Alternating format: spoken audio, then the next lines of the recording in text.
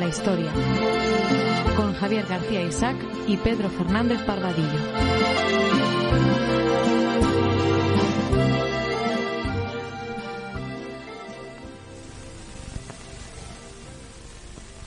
I for president, I for president, I for president, I for president. You like Ike, I like Ike. Everybody likes Ike for president. Hang out the banner, beat the drum. We'll take Ike to Washington. We don't want John or Dean or Harry. Let's do that big job right. Let's get in step with the guy that's hep. Get in step with Ike. You like Ike, I like Ike. Everybody likes Ike for president. Hang out the banner, beat the drum. We'll take Ike to Washington. We got to get where we are going. Travel day and night. Pues aunque ustedes no quieran lo contrario, estamos en cita con la historia, cita con don Pedro Fernández Barbadillo. Pedro, muy buenas tardes. Buenas tardes. No son los 40 principales, ¿verdad? No, cuéntanos el motivo de poner esta canción, yo diría los años 40, ¿no? 50. Has fallado por poco, la verdad. Bueno, entre la década de los 50 y los 40 y los 50, diría yo, ¿no? Pues del año 52, exactamente.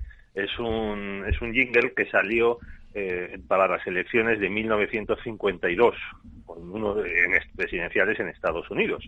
Y es uno de los mejores lemas electorales del siglo XX, que consiste, como habrán escuchado nuestros oyentes, en repetir la frase I like Ike, me gusta Ike. Ah, no me digas que esto, claro, era el Ike es Eisenhower. Dwight Eisenhower. Bueno, y que le llamaban, pues en casa, en su familia le llamaban Ike. Y entonces Ike se convirtió en el eslogan del partido. Oye, y este era la canción de esa campaña, de esas presidenciales del 52. Así es. Los demócratas llevaban desde el año 30, las elecciones del 32 en la Casa Blanca, elecciones en noviembre del 32, y el presidente, que fue Franklin Delano Roosevelt, juró su cargo en marzo de 1933. Fue, por cierto, el último presidente en hacerlo tan tarde. Luego se aprobó una enmienda que traslada la jura del presidente a enero. A ver, porque claro, había pues más de 4 meses de internet, ¿no? Y además cuando fue el caso de la primera jura de Roosevelt, pues el país estaba sumido en la Gran Depresión. Entonces hubo 4 meses ahí de inestabilidad, de desconcierto, porque era presidente Hoover, pero tenía que llegar Roosevelt y no se sabía muy bien qué hacer. Bueno, pues Roosevelt gana las elecciones en el 32, está en la Casa Blanca hasta que muere en abril del 45, le sucede su vicepresidente Truman, que gana sorprendentemente las elecciones del año 48, tan sorprendentemente como las ganó Donald Trump hace 4 años. Y de ahí tienes que sumar 4 años más. Entonces, hasta el año 52, Truman decidió no presentarse a la elección en el año 52, que podía haberlo hecho, y los demócratas presentaron a Adlai Stevenson. Los republicanos, claro, ya cansados de perder una y otra vez, buscaron un buen candidato y lo encontraron en el general Eisenhower, que había sido el jefe de las fuerzas aliadas occidentales, o sea norteamericanas, británicas y francesas. Bueno, los franceses, pues ahí está, acompañando. No vamos a caer en la leyenda de que los franceses hicieron algo en la Segunda Guerra Mundial, ¿eh? Sí, más que, bueno, me voy a callar, sí, pero claro. Sí, mejor, ¿verdad? Claro, decir a los franceses que fueron una de las potencias victoriosas en la Segunda Guerra Mundial, pues es como decir que también lo fue Italia, que salvando las distancias, perdóname, ¿eh? Pero vamos... Oye, pero si tuvieron muchos más muertos y más sacrificios los polacos. Sí, por ejemplo, ¿no? Eso, claro. Yo suelo decir que ahí la ocupación de Alemania fue entre las 3 potencias vencedoras más Francia. Sí. Que le dieron ahí una propinilla. En parte también para introducir, por parte de Roosevelt, introducir una cuña entre los aliados. Bueno, pues entonces... Pero perdóname, la victoria de Eisenhower, claro, se produce después de 30 años de gobiernos demócratas. 20, no les des más años de los que tuvieron. 20 años, que no son pocos. No son pocos, vale. No son sí, son claro, pocos, los años 20, claro. Sí, desde el año 32 hasta claro, el 52. Hasta el 52, efectivamente, sí. Y además, curiosamente, llevaba como vicepresidente a Nixon. Entonces, y también que Nixon había coincidido en el Congreso elegido en el año 48 con Kennedy. Y estos dos, Nixon y Kennedy, se enfrentan en las elecciones de 1960. Bueno, ya ves qué cosas más curiosas eran. Fíjate, Nixon, injustamente denostado desde mi punto de vista. En el 60 se produce ese famoso debate televisivo, el primer debate televisivo en la historia de las presidenciales norteamericanas, que nos marca un antes y un después. ¿En qué sentido? Donde el mensaje es secundario. La gente que lo escuchó por la radio siempre dijo que había ganado Nixon, en cambio el que lo vio en televisión que había ganado Kennedy, con lo cual era más importante en la imagen que lo que se dice. Pues sí, ciertamente. Oye, bueno, es que si entras en estos juegos de la televisión, pues tienes que saber a qué estás jugando. O sea, no puedes ir a una partida de póker pensando que estás jugando la brisca, que es algo que mucha gente no entiende. Bueno, sobre todo, por ejemplo, en España tenemos el caso claro, que es el Partido Popular, que no entiende con quién se está jugando los garbanzos cada vez que va a un acto con el PSOE, a un debate con los socialistas, y dice, nos han engañado. Siempre les han engañado. Es que cuando te engañan una vez, puede pasar, cuando te engañan dos, cuando te engañan más de tres, me parece que la culpa es tú, es tu culpa, ¿no? No el que te engaña. Oye, por cierto, Pedro, Eisenhower fue el primer presidente norteamericano que visita España. Así es. Eisenhower hace una gira por Europa Occidental en el año 59 y una de las escalas es España. Es sorprendente, fíjate, el antiguo comandante en jefe de los aliados, también luego fue más tarde comandante en jefe o jefe del mando militar de la OTAN, que combatió a los nazis, que recibe la rendición del mando alemán en Francia el 7 de mayo del 45, viene a España y se ve con Franco, quien unos años antes, en el 40, se había reunido con Hitler. Es sorprendente y que indica cómo Franco sobrevive a todo. Y la habilidad que tuvo Franco siempre, ¿no? En política internacional, que le venga a visitar el gran presidente de los Estados Unidos, con ese recibimiento que se le hizo, además. Sí. ¿Sabes quién estuvo ahí vitoreando? Él decía que solo a Eisenhower, no a Franco. Además, ¿sabes quién estuvo? Juan Luis Cebrián. No me digas, Juan Luis Cebrián. Hombre, pues podría haber vitoreado a Franco, puesto que su padre lo fue todo con Franco, en el periodismo. Él lo cuenta en sus memorias. Dice que él solo vitoreaba a Eisenhower. La verdad es que Cebrián ya era antifranquista desde pequeñito, Sí, pero como dices tú, con el papá en la cumbre, ¿cómo dijo Francisco Umbral de Cebrián? Así que venía de la más acrisolada aristocracia. Bueno, en el libro de Luis Valcárcel, País al arribo de existencias, ahí te cuenta los invitados que tiene Cebrián en su boda. Y yo creo que, no sé si se llegaría a cantar el Cara al Sol a la finalización de la ceremonia, pero por la salida de los novios, a la salida de los novios, pero prácticamente por los invitados que iban, hubiese sido lo más lógico, Pues bueno, pues ya ves, y este es el que todavía da certificados de demócrata y de progresista. Oye, Pedro, ¿quién va a ser nuestro invitado? Te vamos a tener que colgar a ti y vamos a llamar a nuestro invitado. Haznos la presentación. Me cuelgas metafóricamente. Metafóricamente, luego volvemos. O telefónicamente. Luego retomamos los últimos 5 minutos y volvemos a retomar el pulso de la conversación, del programa. Muy bien, pues vas a hablar tú con Fernando Alonso Barahona, que ya ha estado en nuestro programa porque como experto en cine, y más, porque él conoce muy bien esta época, que es fantástica para el cine. Espero que le preguntes por las grandes películas de aquella época. Pues oye, chico, yo me acuerdo de Ben-Hur y de muchas de Alfred Hitchcock, que empieza ya a trabajar en Hollywood, y nos va a contar, vamos a escribir una biografía del senador McCarthy, que es muy conocido por su comité de actividades antiamericanas, de persecución del comunismo, porque es verdad que hubo una muy fuerte infiltración comunista en los altos puestos de la administración y en Hollywood.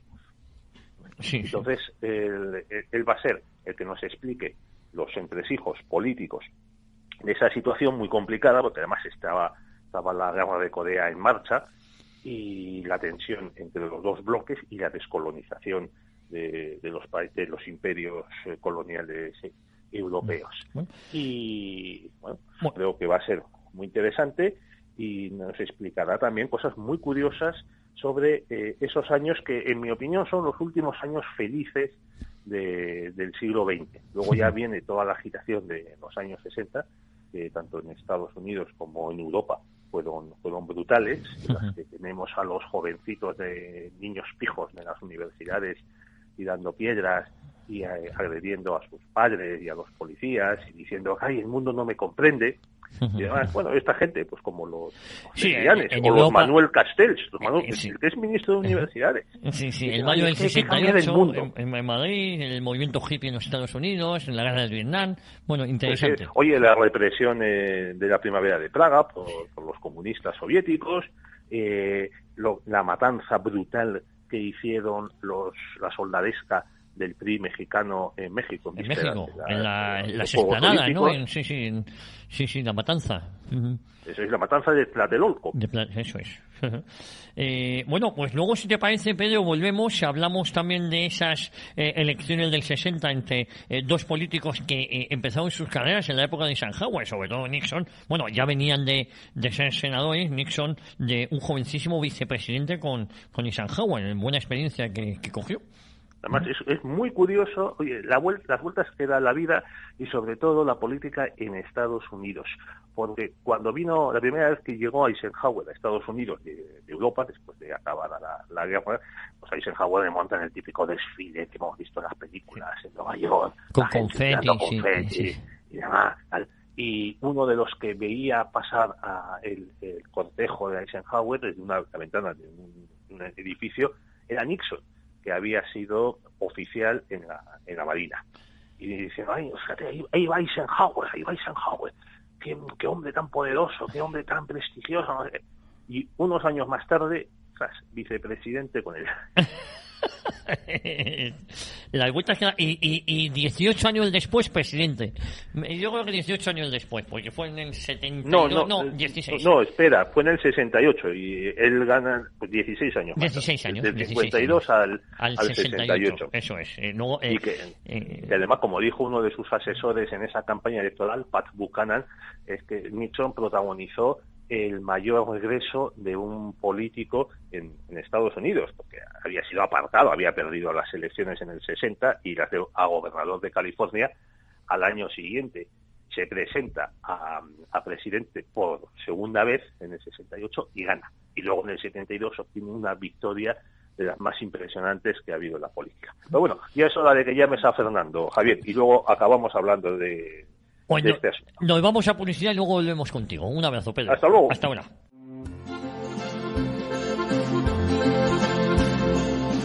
Pues ya estamos de vuelta. Estamos ahora con nuestro invitado de hoy, con Fernando Alonso Barahona. Fernando, ¿cómo estás? Muy buenas tardes. Muy buenas tardes. Bueno, un placer volverte a tener aquí en los micrófonos de radio ya en Cita con la Historia. Muy bien, encantado. Bueno, en este programa sobre Eisenhower, sobre la presidencia de Eisenhower, los republicanos vuelven a la Casa Blanca después de 20 años. Vamos a ver, Fernando Alonso, yo quería empezar contigo, que nos explicaras, tú eres un experto, además, multitud, no hace falta presentación en esta casa, se te conoce bien, se te aprecia, se te admira, tus libros sobre cine, tus ensayos. Bueno, ¿cómo es la llegada de Iker, el presidente Eisenhower, a la presidencia de los Estados Unidos, y por qué fue con los republicanos? Porque en esta época, tanto republicanos como demócratas, no sé si había muchas diferencias, ¿no? Sí, realmente había menos diferencias que actualmente, pero sí que una figura como Eisenhower pues concitaba la admiración por aquellas actividades de su capitanía general durante la Segunda Guerra Mundial, donde además en los últimos tiempos, donde él era el comandante en jefe de las fuerzas en Europa, se había dedicado muchas veces al debate político y a los contactos. Realmente él no estuvo tanto en el frente directamente, sino que había aprendido a tener muchos contactos, de tal modo que adquirió una popularidad gigantesca y ya en 1948 le tentaron ambos partidos, demócrata y republicano, para ser candidato a la presidencia. Pues entonces Truman estaba un poco desgastado, pero él no lo aceptó. No se sabía, decían los periódicos de la época, en realidad no se sabía qué pensamiento tenía Eisenhower en aquel momento, por eso le tentaron ambos, aunque fue mucho más firme la del Partido Demócrata. Pero después, años después, sí que lo aceptó. En aquel momento la presidencia de Truman ya había llegado a su término y además había numerosos problemas en política internacional, sobre todo con la guerra de Corea. Había un desprestigio considerable de toda la administración demócrata y eso fue lo que facilitó que una figura popular y que además estaba al margen de los partidos, aunque estuviera dentro del Partido Republicano, pues arrasara las elecciones como Eisenhower. Es decir, fue una victoria muy contundente, ¿no?, lo de Eisenhower. Sí, fue ahí un 55%, aunque todavía en la segunda mandato todavía subió un poco más al 57%. Él en las primarias tuvo que enfrentarse en el Partido Republicano a Robert Taft, que era el senador conservador más importante que había en el Partido Republicano en los últimos 20 años, que había dado ahí la batalla por las ideas de una manera mucho más fuerte, pero tuvo pocas posibilidades con este candidato ahí nuevo, con esa vitola de moderado, y está al margen de los partidos. El candidato demócrata, Adlai Stevenson, también era un candidato más a la izquierda, que era un candidato muy quemado por todas las actividades de los espionajes que había sufrido el Departamento de Estado. Por eso arrasó. Oye, y además llega en plena Guerra Fría con la Unión Soviética, ¿no?, haciéndose con armamento nuclear y con también ese proceso desastroso de descolonización. Ahí empezaba sus inicios. ¿Cuál fue su política internacional, Fernando Alonso? Sí, realmente la política internacional la puso en manos de John Foster Dulles, que era el secretario de Estado y que fue el que llevó durante todos estos años de su presidencia pues esa gestión internacional, aunque con la dirección desde luego de Eisenhower, que además estuvo muy interesado, por ejemplo, en controlar todos los movimientos de la CIA, y según narran los libros de historia, pues era un presidente que en estos temas de política internacional y de enfrentamientos bélicos siempre estuvo muy dentro, muy cerca de ellos. La política fue desde luego anticomunista, aunque tuvo también sus altibajos. Él realmente entraba en un escenario complicado porque Corea había sufrido una guerra y además había sido por la incompetencia de Dean Acheson, el anterior secretario de Estado, y por numerosos, se ha descubierto posteriormente que había agentes soviéticos infiltrados en el Departamento de Estado.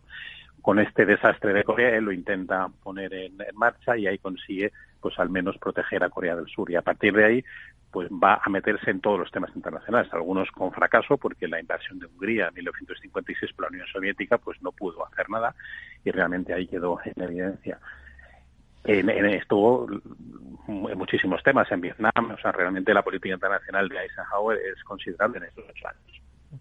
Oye, y fíjate, más cuestiones que yo te quería preguntar, Fernando, porque, claro, después de 20 años de administración demócrata, claro, llegar a un personaje como es Eisenhower con esa vitola de popularidad tuvo que ser por lo menos ilusionante, ¿no? Importante. Sí, por eso la popularidad, los éxitos de su mandato. Y además en los años 50 pues Estados Unidos vive un cierto desarrollo económico, un cierto optimismo en el arte, en la cultura, en el cine, pues da una eclosión importante y hay un liderazgo ciertamente considerable. Después, en los finales de los años 50 es cuando ya Estados Unidos va a entrar en esa crisis ideológica que luego dará lugar a la presidencia Kennedy y a todos los años 60. Pero estos años 50 casi se puede decir que son los últimos, hasta la llegada de Reagan, muchos años después, del optimismo norteamericano, que además se vio, y eso era una situación nueva, como la única superpotencia que se podía enfrentar a la Unión Soviética, porque ahí ya el Imperio Británico cae y Europa está caída después de la Segunda Guerra Mundial. Realmente ahí se ve que la única potencia occidental es Estados Unidos. Está en soledad con respecto al resto del mundo. Pero fíjate, me gusta eso que has dicho, que efectivamente son los últimos años alegres, ¿no? Luego vendría el mayo del 68 en Europa, el movimiento hippie, la guerra del Vietnam en su apogeo en los Estados Unidos, hasta la llegada de Reagan, porque quizás Jimmy Carter pues tampoco ayudó en nada, ¿no?, a esa ilusión norteamericana. Oye, Fernando, fue también el primer presidente que visita España. Truman se mostró siempre muy hostil a España y a Franco. ¿Por qué visita Eisenhower España y visita a Franco en esa visita, yo creo que memorable, ¿no?, histórica? Sí, ahí es el espaldarazo ya definitivo a su política anticomunista. Efectivamente, Truman sucede a Roosevelt, que había entregado media Europa a la Unión Soviética, y Truman también hace una política anticomunista. Lo que pasa es que se ve lastrado por su Departamento de Estado y por numerosas infiltraciones y por un carácter un poco más complicado y vacilante. Truman, efectivamente, pues no tenía en consideración a España ni al régimen de Franco, aunque a partir del año 49-50 había ya negociaciones privadas y créditos, pero es famoso que en el año 52, ya en los últimos meses de su presidencia, en una entrevista, pues Truman, de una manera explícita, dice que no tiene ninguna simpatía por España. Y eso causó cierto escándalo, protestas, porque no era normal que un presidente en ejercicio pues tuviera esa falta diplomática. Por eso en España se vio la llegada de Eisenhower de otro modo distinto, porque además era militar y podía haber un entendimiento, un carácter muy superior.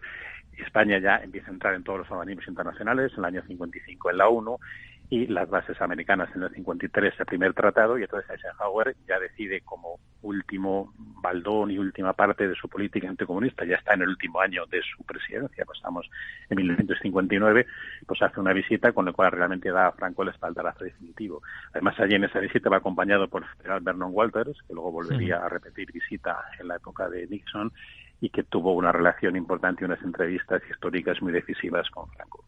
Fíjate, es verdad que yo escuché a Vernon Walters en una universidad de verano, creo que fue en la Menéndez Pelayo, hablar de que Nixon le había mandado aquí a España a hablar con Franco para ver qué iba a pasar después de su muerte, ¿no? Y quedó para la posteridad esa frase de no va a pasar nada porque dejo una clase media, ¿no?, más o menos. Sí, efectivamente, ya fue el año 1971 y Vernon Walters, que lo contó en su libro Misiones Secretas, Misiones Discretas, pues cuenta cómo Franco habla con una gran frialdad de la muerte, y dice no es normal que un presidente, un jefe de Estado, cualquier persona hable así con esa frialdad, con esa fortaleza de sí, lo que va a pasar cuando yo me muera, pues será esto y esto, y él ahí es donde le dice esa célebre frase de que la clase media es lo que le va a perdurar y eso, y que se tranquilice, le dice, dígale al presidente Nixon que esté tranquilo porque aquí no volverá a haber otra guerra civil. Bueno, además, no sé si es en ese mismo libro donde Walter reconoce que Franco había sido uno de los personajes más inteligentes que él había conocido, ¿no?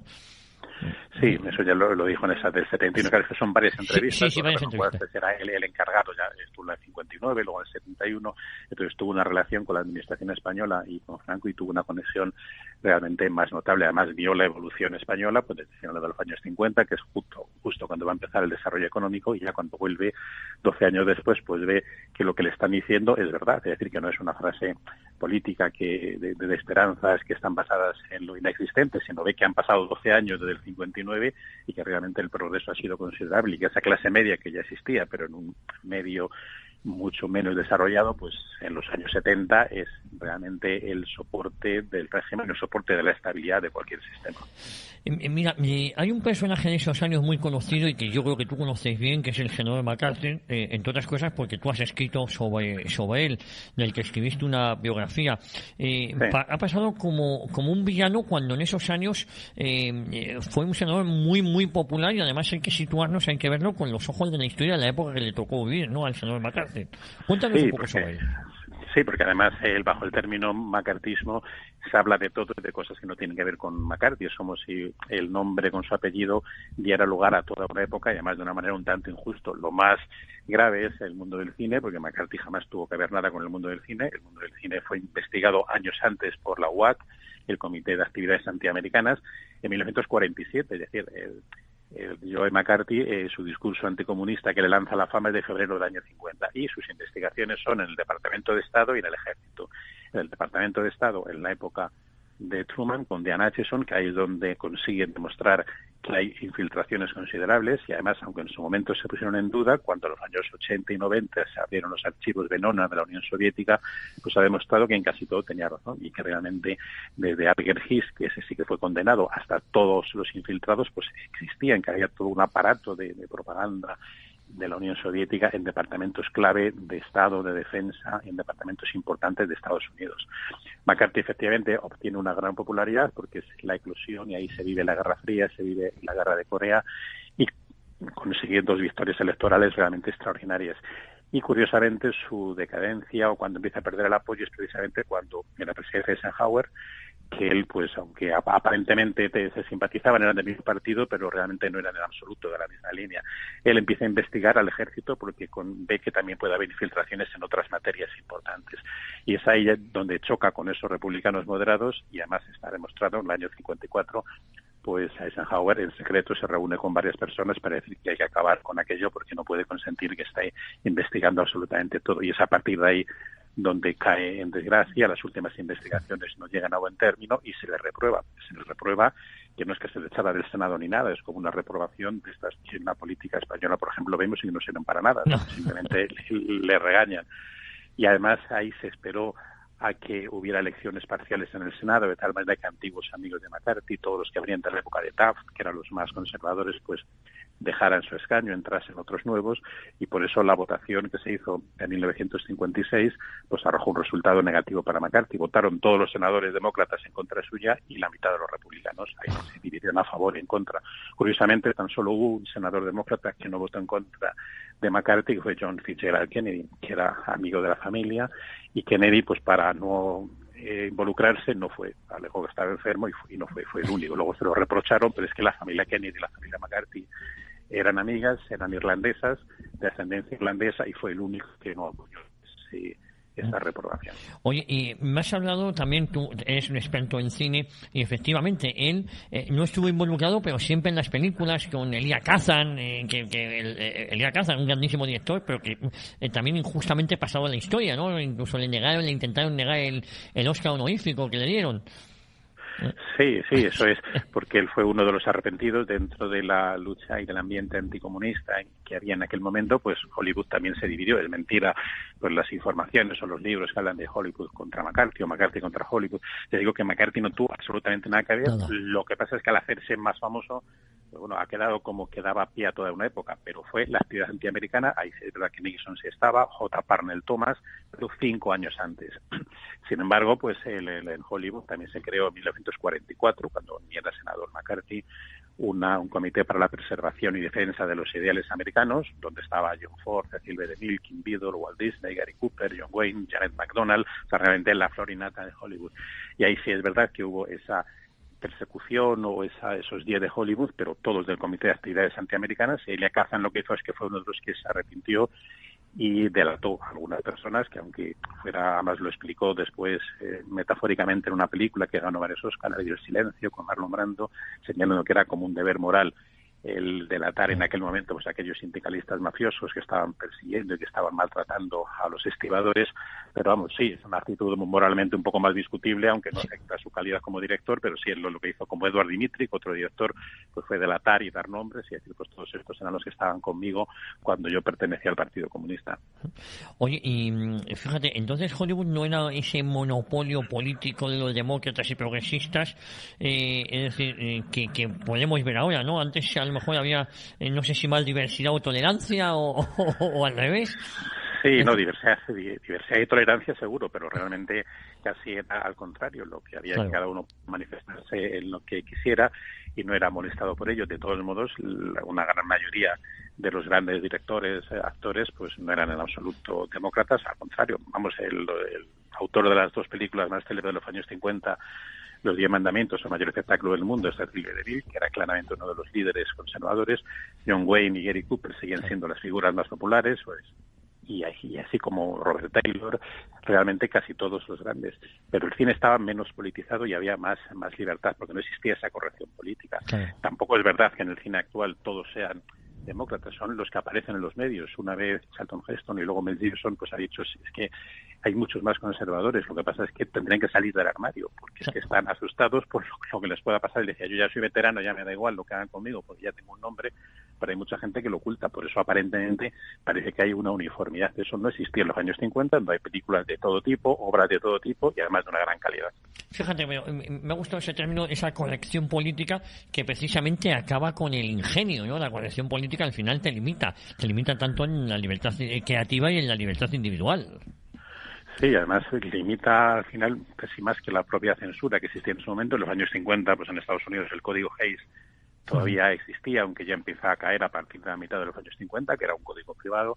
Pero bueno, la censura pocas veces acabó con el talento, porque lo que había eran unas normas que uno sabía. Lo malo de la corrección política es que puede ser asfixiante, porque no se sabe. Y además la corrección política en la época actual lo que hace es que te manda al ostracismo. Te dice, no, yo no te limito a que digas una cosa, lo que pasa es que lo dices en un ámbito que no te escucha nadie. Claro. Que eso es lo peor, eso es mucho más crudo, porque uno se da la impresión de que puede decir lo que quiera y dice, sí, vale, yo digo lo que quiera, pero te aíslan, te meten en un gueto, dicen, bueno, aquí solo te van a escuchar 100 personas, los que tus amigos, lo demás no existe, para el mundo no existe. O sea, eso al final es mucho más crudo que una censura que pueda ser discutible, desde luego, pero que al menos te dice, bueno, son estos 10 puntos, no puedes decir esto, no puedes mostrar esta imagen. Bien, eso no impidió la época dorada de Hollywood, ni grandes autores de teatro, ni de poesía, ni de nada, evidentemente. Mira, te iba a preguntar, ¿tú consideras que esa década es de las mejores de la historia del cine americano? Aparte, también se hacen grandes producciones, hay películas de ciencia ficción que a mí me sorprenden, ¿no? Como Invasores del Espacio, Hormigas Gigantes, y otras muy interesantes, ¿no? A lo mejor no son tan grandísimas superproducciones, pero películas con ingenio, ¿no? O con una capacidad creativa, ¿no? Sí, además tienen que ver con el ambiente de la época. Desde luego, en los años 50 probablemente sea la mejor década de la historia del cine. Es verdad que los 30 y los 40 también son muy brillantes, pero los 50 están todavía todos los directores clásicos veteranos, John Ford, Cecil B. DeMille, y está Alfred Hitchcock, Howard Hawks, realmente todos los grandes westerns, los grandes musicales, películas maravillosas como Tú y yo, como Los Aventureros de Moonfleet.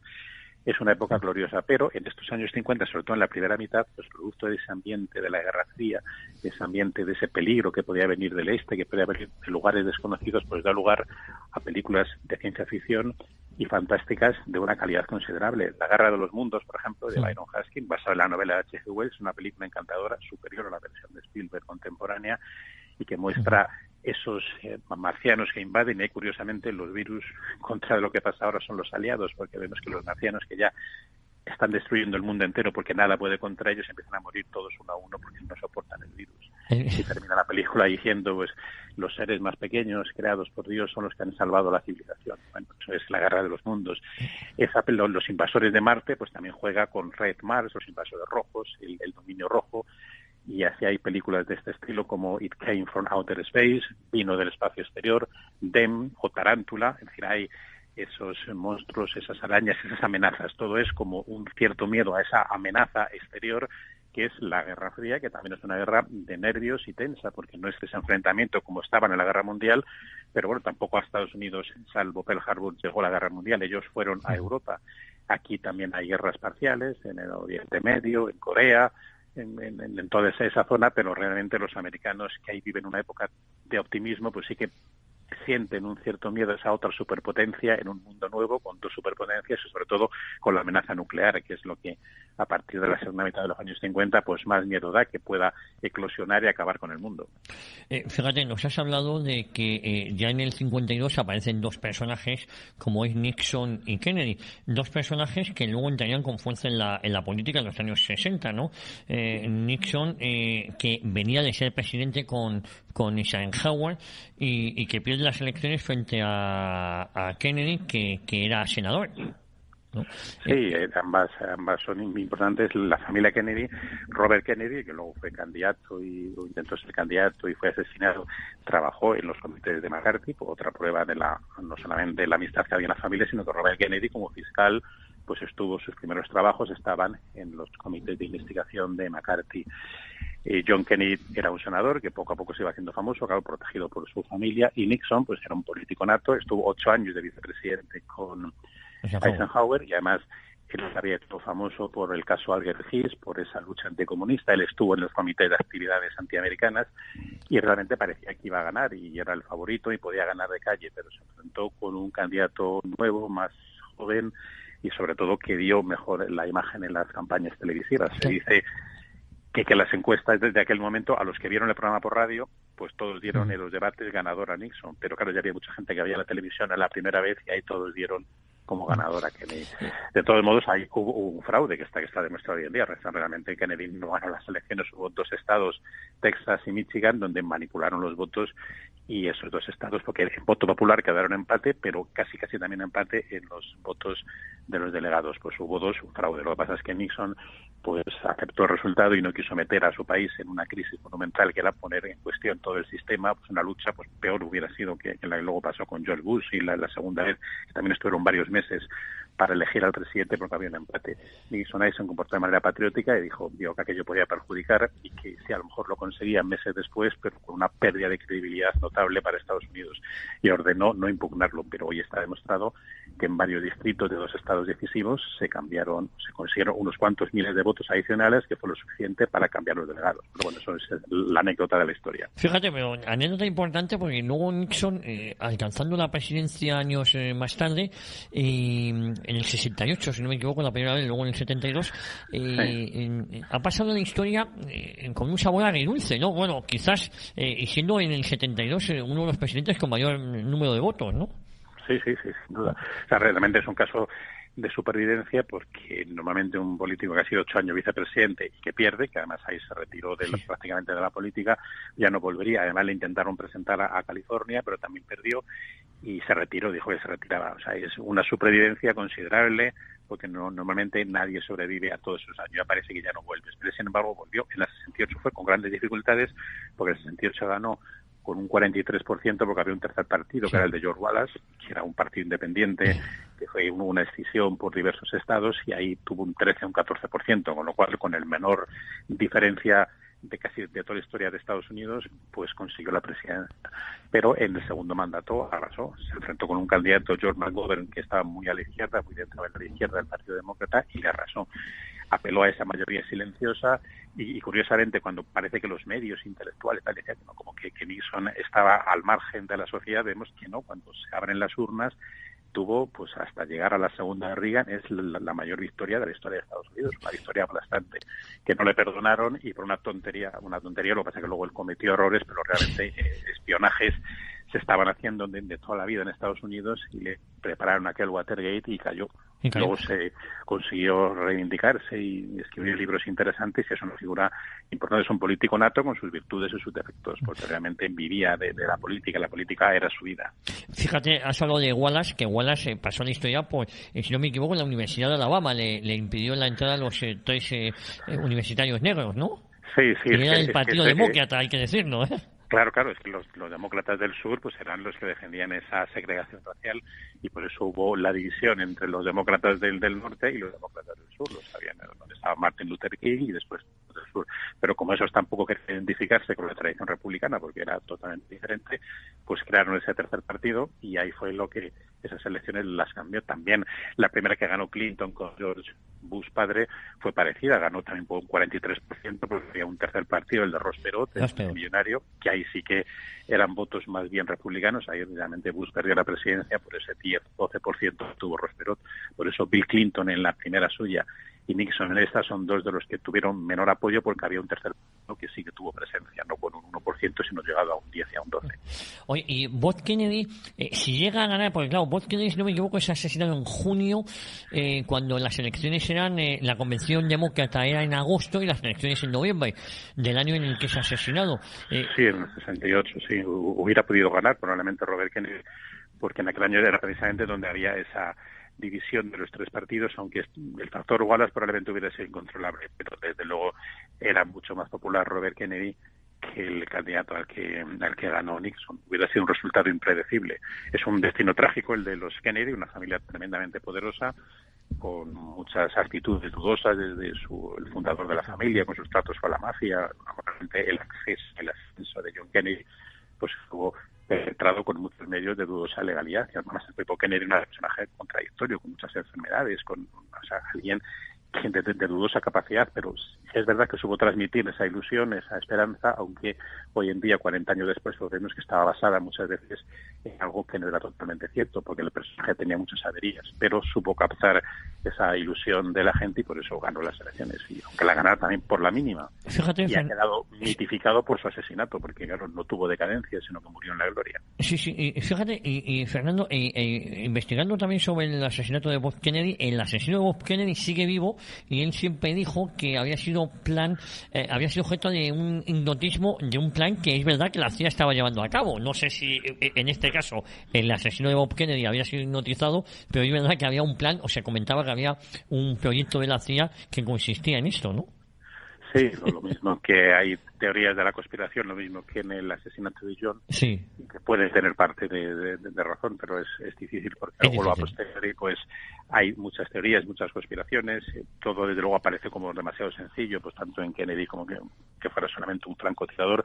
Ahí hubo algo más seguro, eso pertenece a los misterios de la historia que algún se desvelarán por completo si es que se desvelan, pero lo cierto es que acabaron con su carrera y acabaron con una posible presidencia, con una presidencia de un hombre que había empezado con McCarthy, no olvidemos. Sí. Es que las fronteras de izquierda a derecha en la política americana, sobre todo en la de los años 60, no coinciden con la idea que tenemos en la actualidad, donde además el Partido Demócrata pues ha degenerado bastante y poco tiene que ver con el partido pues de Lyndon Johnson, por ejemplo, el presidente con Nixon o con Kennedy, que también era un hombre que hoy en día sería un conservador. Eso tiene poco que ver con los candidatos actuales de los últimos 20 años del Partido Demócrata. ¿Cuándo se produce esa quiebre entre demócratas, esa visible ruptura entre demócratas y republicanas más a la europea? ¿A partir de los 70 con Jimmy Carter? No, a partir de los 60, cuando Barry Goldwater pierde las elecciones, pero gana la candidatura en el 64, claro. Ahí lo hace con un movimiento mucho más ideologizado. El candidato republicano al que derrota las primarias es Nelson Rockefeller, que sí que era el más tradicional, pues más centrista, y ahí Barry Goldwater, que tiene el apoyo de Reagan, que tiene el apoyo de muchos pensadores conservadores, pues ahí sufre una gran derrota, porque realmente en el 64 es machacado, pero su idea y su principio ahí queda. Y luego ya es con Ronald Reagan, cuando ya sí que hay una diferencia considerable. Es verdad que Bill Clinton, que pertenece a estos políticos de esta línea demócrata centrista, pero después de Clinton, degenerando. Es que el demócrata, claro, en Estados Unidos los dos partidos dependen de quién sea el candidato, es decir, los partidos son maquinarias y no pasa nada, no es como aquí, o sea, no tiene nada que ver. Donald Trump ganó hace 3 años teniendo en contra a todo el Partido Republicano. Sí. Es más, en aquello casi le favorecía, porque la gente estaba tan harta que decía, mira, me ponen verde todos los del partido. Eso en Europa sería impensable, porque te fusilan, te machacan. En cambio ahí es distinto, porque al votarse a la persona y no al partido, pues sí, la persona se pone el cartel, dice, yo me presento por tal partido, pero tal partido soy yo, y no tiene nada que ver unos con otros. Pueden ser líneas completamente diferentes. Por eso hoy en día depende mucho de los candidatos. Oye, y ya para acabar, el tercer Kennedy en cuestión, Ted Kennedy, que también se vio envuelto en un affair con su secretaria, a la que en un accidente de tráfico pues acaba falleciendo, ¿no? Sí, es otra pieza más de ese destino trágico que acompaña a una familia de las familias más poderosas de todo el siglo XX en Estados Unidos, pero realmente marcada por la tragedia, porque también un bisnieto suyo pues también hace unos años también se mató en otro accidente. Es realmente un destino trágico, más que una serie de casualidades, parece una maldición dentro de la gloria. Oye, Fernando, lo que sí que está claro es que con Eisenhower se acaba ya esos felices años 50 y posiblemente los últimos años felices del siglo XX, ¿no? Sí, seguramente sí, aunque hasta luego Reagan en los años 80 pues sí que establece y transmite ese optimismo, pero sí, ese mundo que ya he vivido unos años felices, los años 20, que luego se trastocan por la crisis de los años 30, el New Deal y la Guerra Mundial, pues en los años 50 también se vive un cierto desarrollo y un cierto optimismo que es muy difícil de recuperar, porque después ya empieza la decadencia, el pesimismo, los héroes son sustituidos por los antihéroes, se empiezan todos los movimientos disolventes en contra de la cultura occidental, y es la batalla en la que estamos ahora. Pues Fernando Alonso Barahona, te mando un abrazo muy fuerte y como siempre recomendar todas tus obras, tus críticas cinematográficas, y seguimos en contacto y contamos contigo. Muy bien, encantado. Como siempre, un abrazo muy fuerte, Fernando. Un abrazo. Un abrazo, adiós.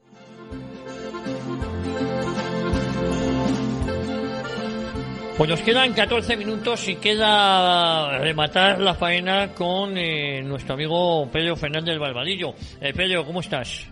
Hola, muy buenas tardes. Pues bueno, seguimos, a Dios gracias, igual que hace 3/4 de hora. Con el amigo Fernando Alonso Bayona, la verdad es que nos tiraríamos horas hablando de cine, de política, porque es todo un pozo de sabiduría, ¿eh? Un pozo de conocimiento. Desde luego. Y yo creo que es muy interesante todo lo que ha contado. Yo destaco que la infiltración comunista en la cúpula de Estados Unidos, tanto en la política como en el cine, los medios de comunicación, que ya empezaban a tener su importancia. Ya en el año 52 ya la televisión era importante para las campañas electorales, aunque se siguieron haciendo con el famoso tren, con los famosos mítines del silbato, que consistían en que el tren del candidato atravesaba Estados Unidos y cuando llegaban a un pueblo más o menos importante o a una ciudad, pues tocaban el silbato para anunciar que habían llegado y convocar a los ciudadanos al mítin del candidato. Entonces ya en los años 50 la televisión se está difundiendo y ya se hacen actos pensando en ese público, como el jingle que escuchábamos al principio del programa. Oye, hemos hablado también con, tú y yo hemos apuntado algo, pero también con Fernando Alonso Bayona, esas elecciones tan reñidas entre Nixon y Kennedy, y es el tercer candidato, ¿no? En esas elecciones de un Nixon que venía de ser 8 años vicepresidente con Eisenhower, y de un Kennedy que era el político de moda, ¿no?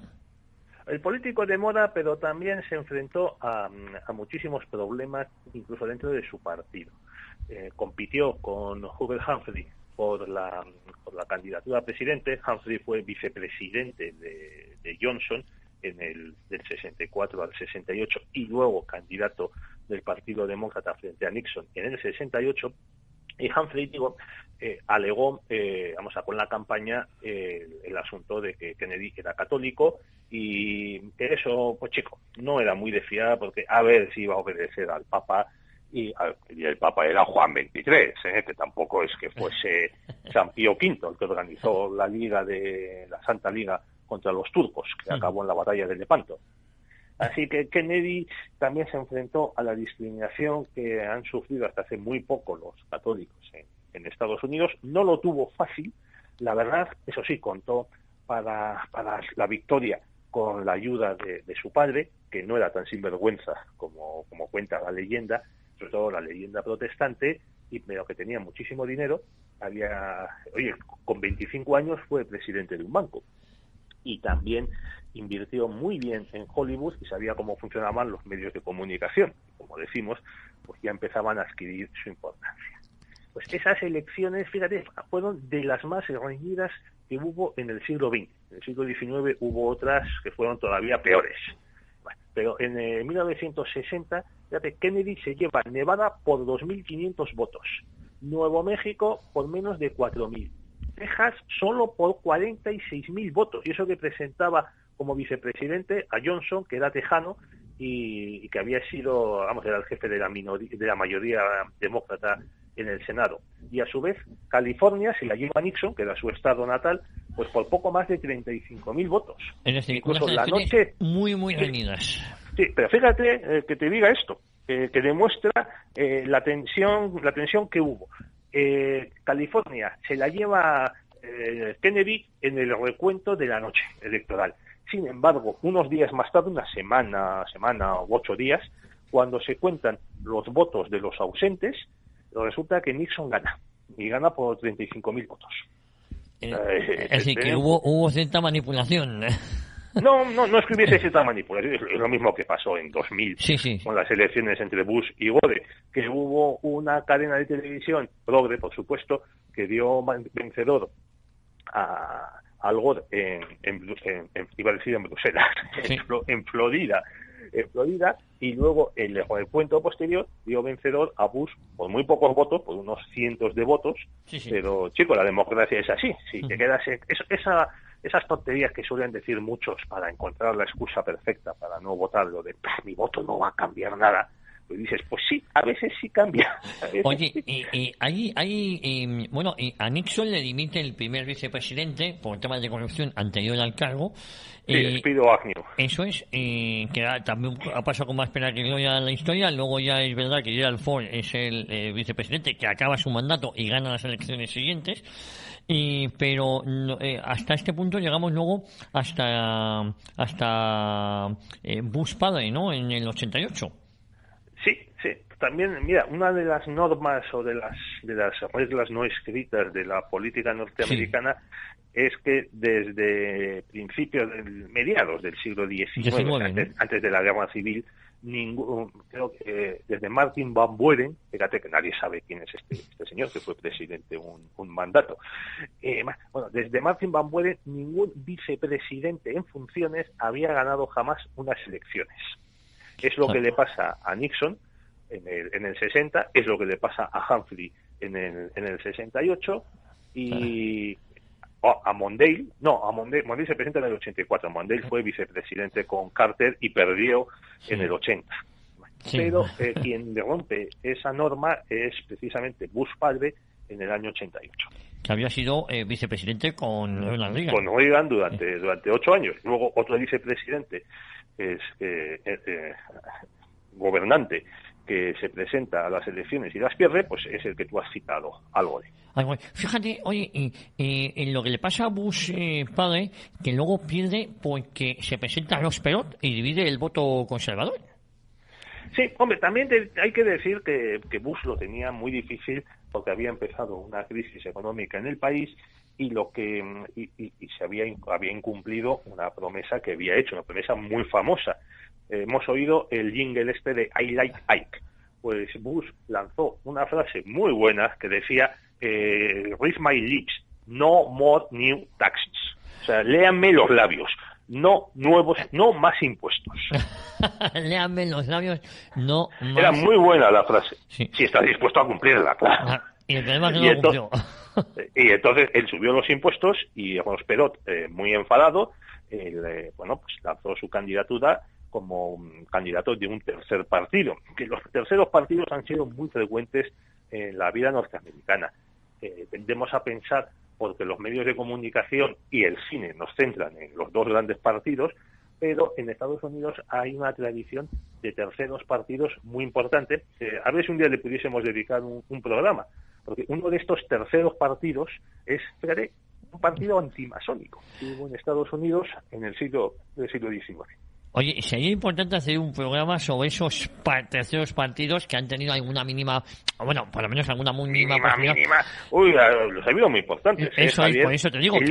El último tercer candidato que consiguió ganar en varios estados, o sea que tuvo representantes en el colegio electoral, fue George Wallace, precisamente en el año 68, que era un candidato del Partido Demócrata, porque era gobernador, y que se presenta con un programa de mano dura contra la delincuencia y los tumultos y contrario a las leyes de derechos civiles que habían aprobado precisamente el presidente Johnson. O sea, es un candidato que se presenta con un mensaje, un programa para mantener la segregación. Sí.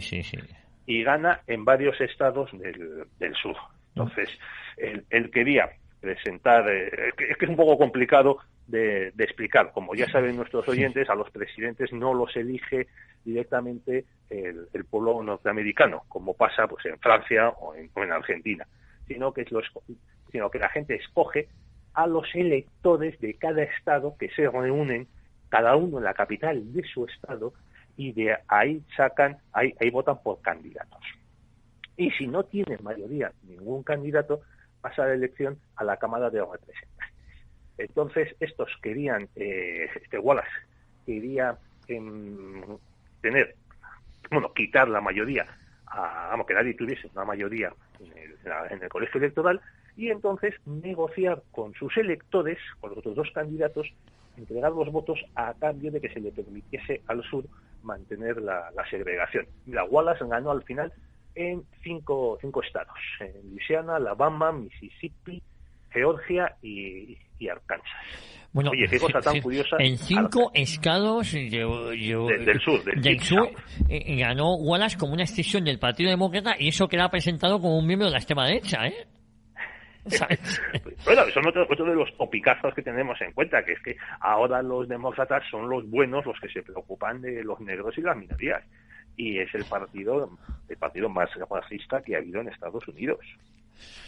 Oye, además era un partido que manejaba totalmente la maquinaria.